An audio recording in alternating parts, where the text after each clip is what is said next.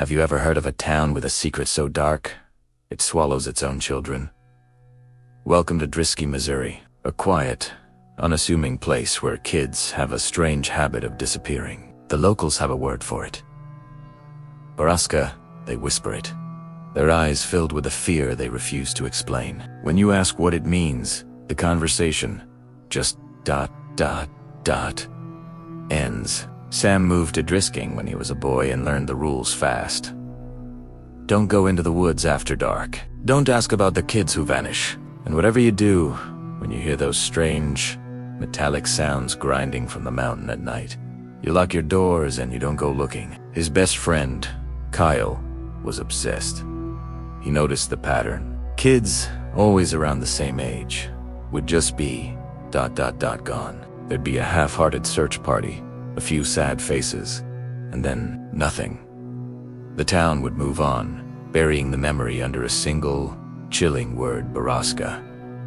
It was as if the town itself had a memory loss switch, and that word was the trigger. But for Sam, everything changed the day it was his own family, the day his sister, Whitney, disappeared. The silence that followed wasn't just quiet anymore, it was suffocating. He couldn't accept the town's collective amnesia. He couldn't just say the word and move on. Whitney was gone, and Borrasca wasn't an answer. It was a question that screamed in his head.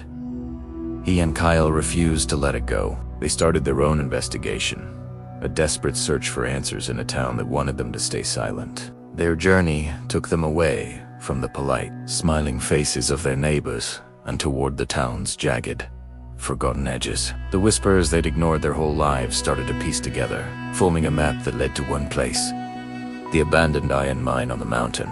The mine was supposed to be a relic, a rusted skeleton from a bygone era, closed for decades. That's what the official story was.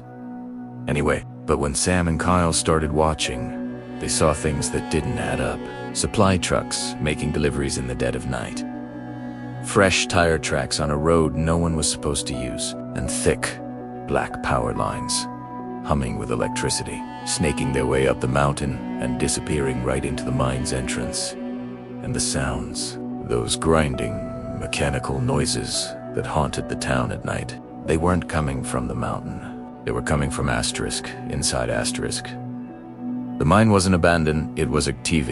It was hiding something. The boys knew with a certainty that froze the blood in their veins, that the answer to Whitney's disappearance, the answer to Borrasca, was buried deep within that mountain. Ignoring every warning they'd ever been given, they decided to break in. The truth had to be in there.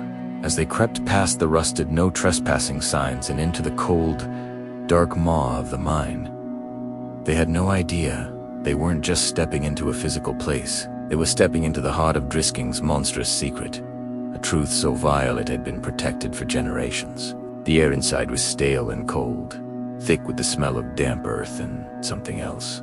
Something coppery and wrong. They followed the power cables deeper and deeper into the earth, their flashlights cutting feeble paths through the oppressive darkness. The distant grinding grew louder, echoing off the rock walls. It was the sound of industry, of machinery at work. Then they saw it, a section of the mine that was pristine, modern, steel doors, keypad locks, ventilation systems. This wasn't a forgotten relic. It was a fully operational, hidden facility. As they dug deeper, bypassing what security they could, they uncovered the horrifying truth of Borrasca. It wasn't a legend. It wasn't a creature. It was a system, a human system. The missing children weren't gone. They were all of them. All of them in the darkest corners of the mine. Sam and Kyle found them. They found what the town's most prominent families, the founding fathers of Drisking, had been doing for over a century. They were running a human processing plant. The children were being harvested, used in the most unspeakable ways imaginable, for the profit and pleasure of a select few. This wasn't a monster that hunted in the dark. This was a business. And then, in a sterile white room, under the hum of fluorescent lights, Sam found Whitney. The moment he saw her, what was left of his world didn't just break. It atomized. The truth of what they had done to his sister, to all the children. was a horror beyond comprehension. The purpose of Borrasca, the reason for the mine, the reason for the silence, it all crashed down on him. The grinding sounds from the mountain weren't just machinery. It was the sound of his town grinding up its own children. Some horrors you can't fight, not when everyone is in on it. The sheriff who led the search parties, his family owned a stake in the mine. The mayor who offered his condolences. He signed the supply contracts. The friendly neighbors who told Sam to just let it go. They worked there. Borrasca was Drisking. Drisking was Borrasca. There was no one to tell, no one to run to. The entire system was designed to protect itself. Years later, a final, tattered journal entry from Sam was discovered. It read, "I finally know what Borrasca means.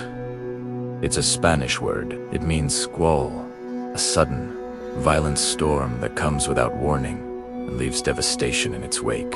They named their operation after the chaos it creates, the chaos that lets them hide. I know I can never leave this town. None of us who know can. We're part of the system now, too. The town of Drisking, Missouri, is still on the map, and every now and then, a child still disappears. If you happen to drive through and are foolish enough to ask about it, the locals will just smile, a hollow, knowing smile. It's just Borrasca, they'll say. Then they'll tell you to keep driving. And for your own sake, you should listen. The most terrifying monsters aren't the ones that hide in the woods or under your bed. They're the ones who smile at you from across the street. The ones who run the town, serve you coffee, and tell you everything is going to be all right. Borrasca teaches us the most chilling lesson of all. Human evil, when it becomes organized, becomes invisible. It becomes tradition. It becomes just the way things are. Thanks for watching. If you found this story as chilling as I did, make sure to hit that like button and subscribe for more deep dives into the shadows. Stay safe out there, and maybe think twice before taking a detour through a quiet little town.